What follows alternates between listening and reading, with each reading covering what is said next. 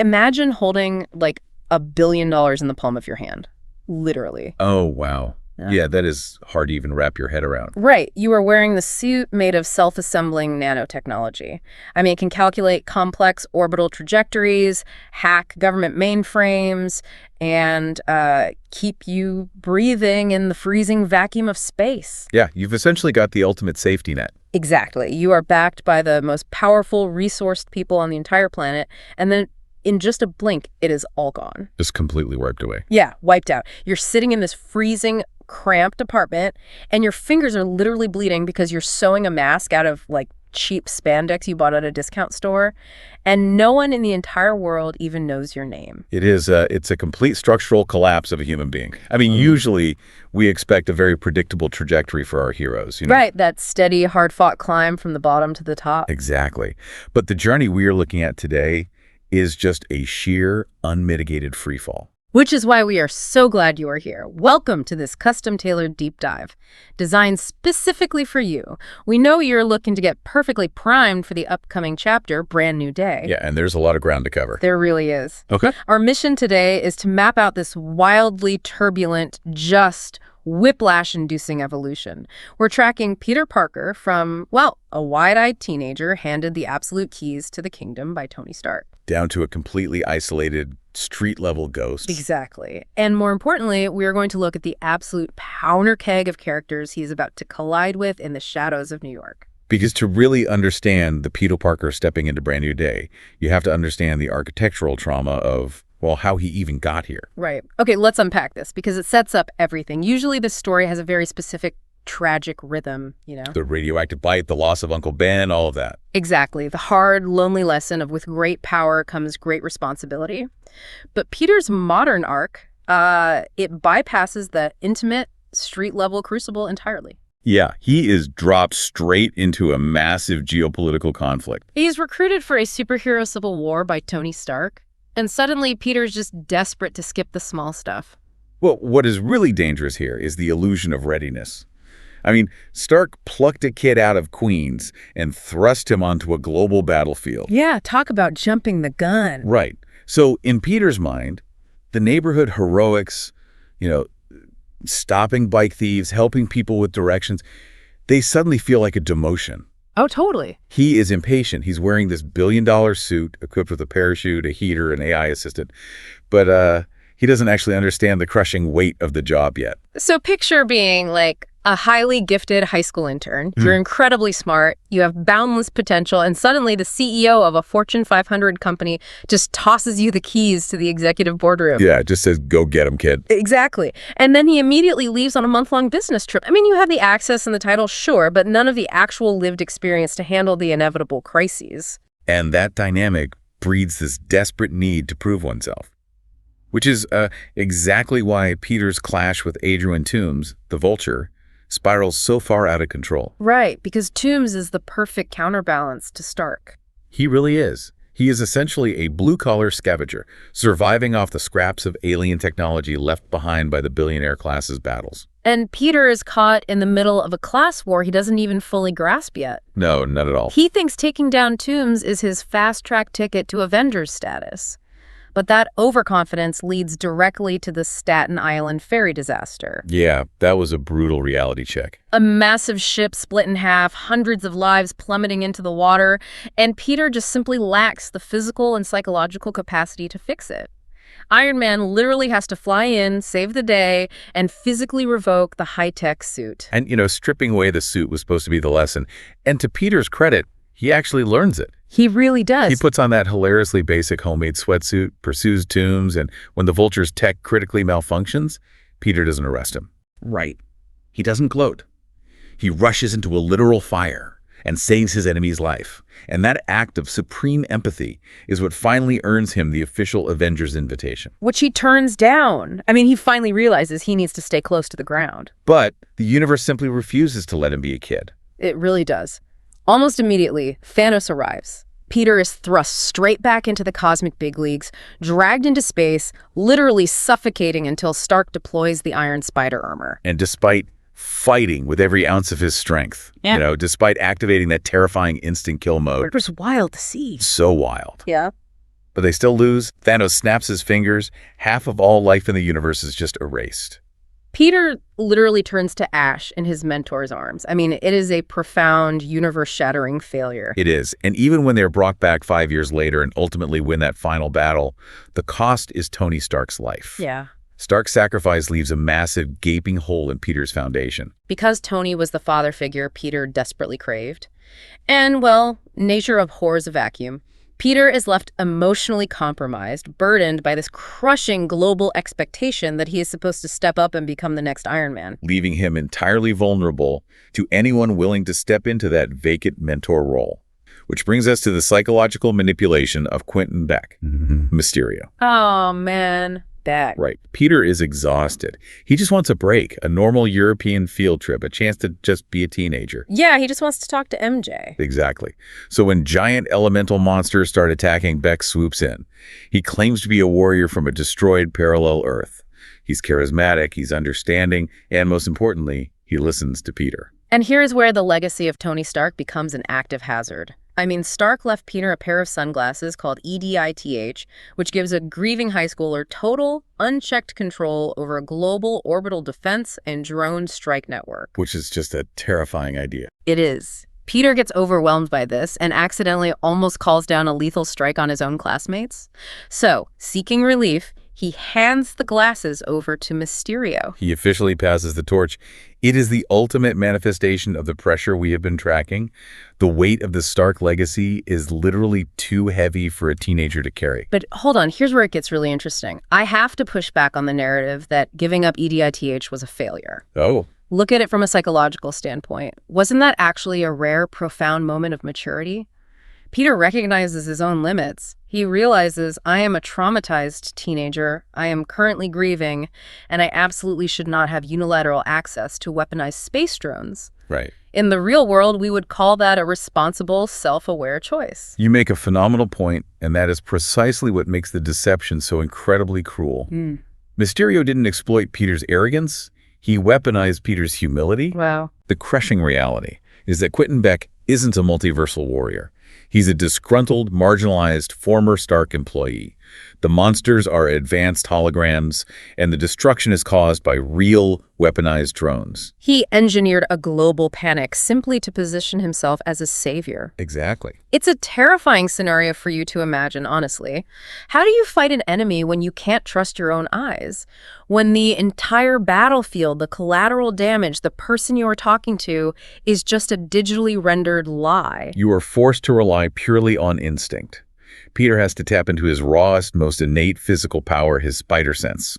Or, as it was unfortunately dubbed by his Aunt May, the Peter tingle. A name that will haunt him forever. Unquestionably.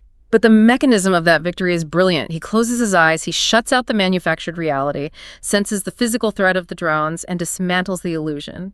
Beck dies by his own crossfire, and the day is saved. Well, until the ghost of Mysterio delivers a lethal final blow from beyond the grave. Right. The broadcast. Yeah, this broadcast of a doctored video to the Daily Bugle. J. Jonah Jameson drops the ultimate bomb on the world. He not only frames Spider-Man for the drone attacks, but Beck looks directly into the camera and strips away the one thing keeping Peter's loved ones safe: his name. He tells the world Peter Parker is Spider-Man. Fundamentally breaking Peter's reality. I mean, the fallout is immediate and catastrophic.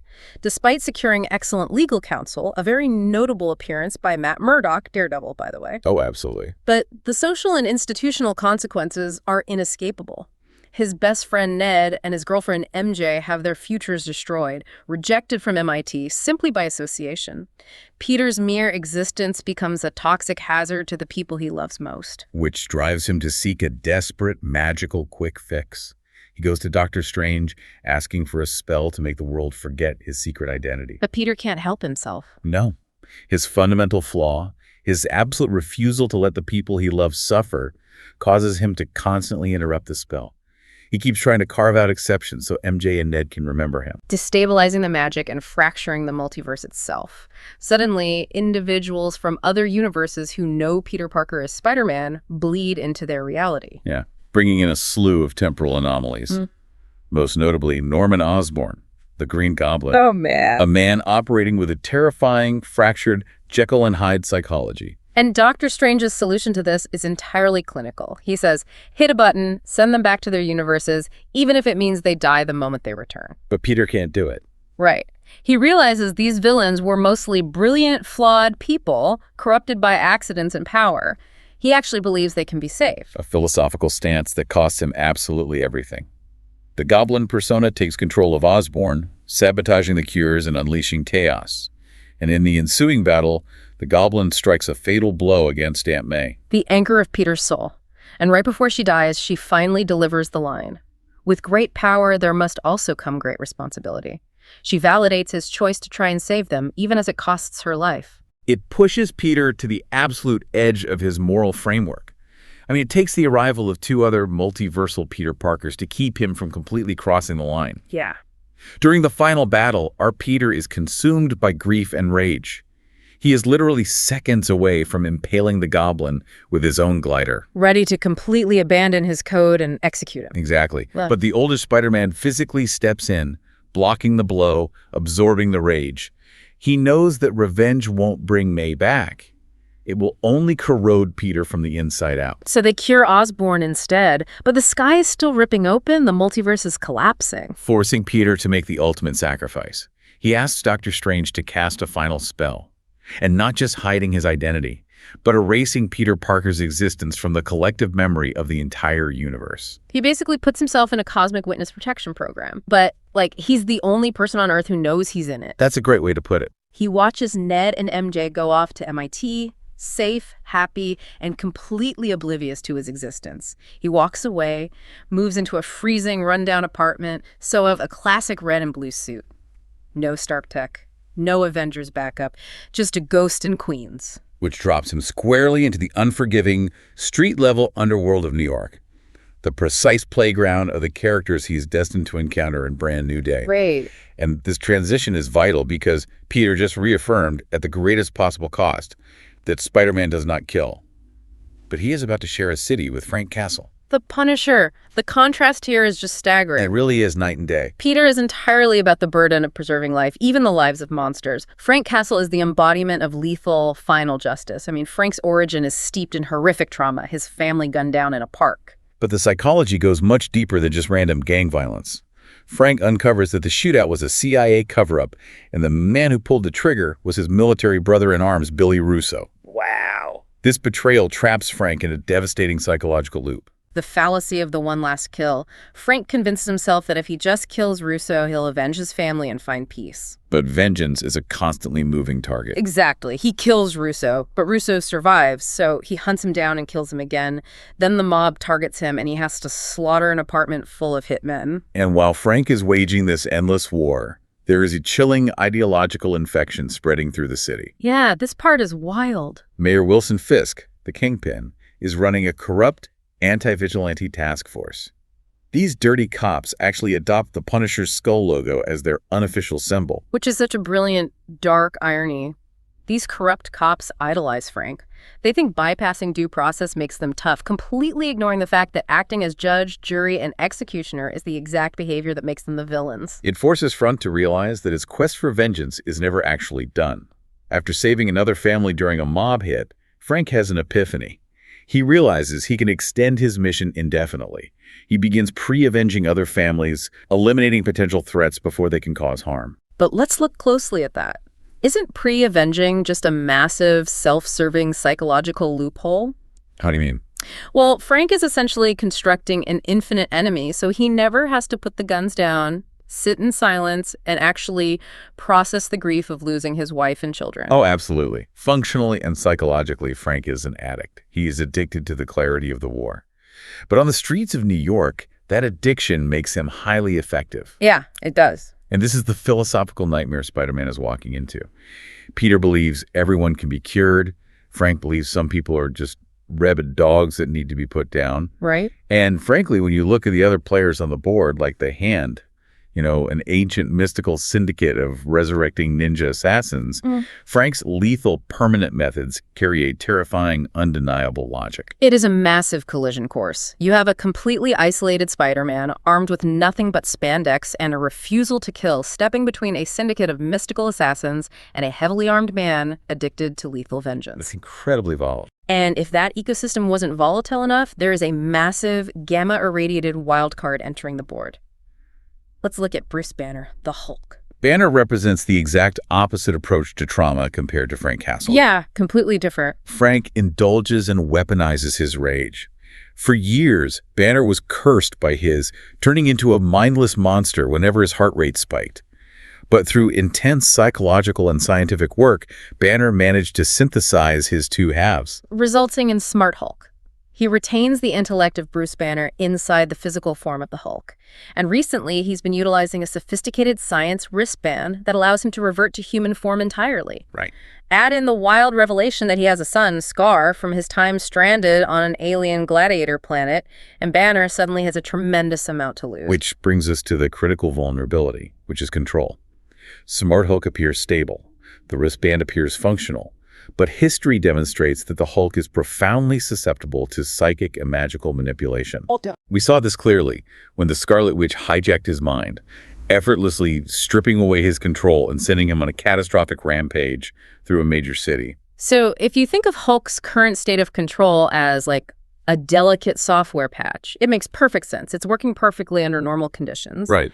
But if a magical virus, say, from mystical ninjas, or a street-level telepath hits his system, that patch is going to fail instantly. He is going to crash right back into a terrifying, uncontrollable smash fest. Exactly, the kind of apocalyptic variable that a fragile street-level ecosystem cannot handle. You have the delicate suppression of the Hulk, the relentless escalating war of the Punisher, the mystical threat of the Hand, and right in the center, the blast radius, completely unknown, unresourced Peter Parker. It is just an incredible arc when you step back and look at the totality of it. From fighting aliens in space alongside billionaires, wrapped in self-healing nanotech, to sitting utterly alone in a freezing apartment, armed with nothing but a sewing machine, a police scanner, and his own sheer will. It's quite the contrast. The universe systematically stripped absolutely everything from him. His mentor, his technology, his best friends, and his own name. But in doing so, it proved once and for all that it is the man who makes the hero, not the suit. He has been distilled down to his purest, most fundamental essence.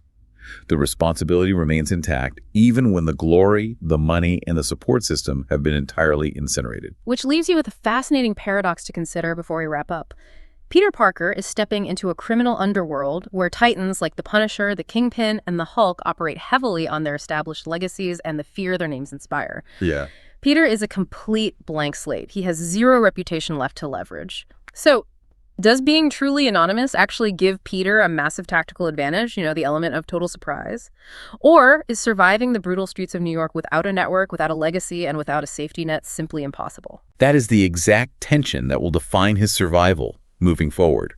When you have absolutely nothing left to lose, you become incredibly dangerous. But when you have no one left to watch your back, you are incredibly fragile. We'll leave you to chew on that one. Thank you so much for joining us on this deep dive. Keep pulling at these threads, keep analyzing the psychology behind the masks, and we will catch you next time.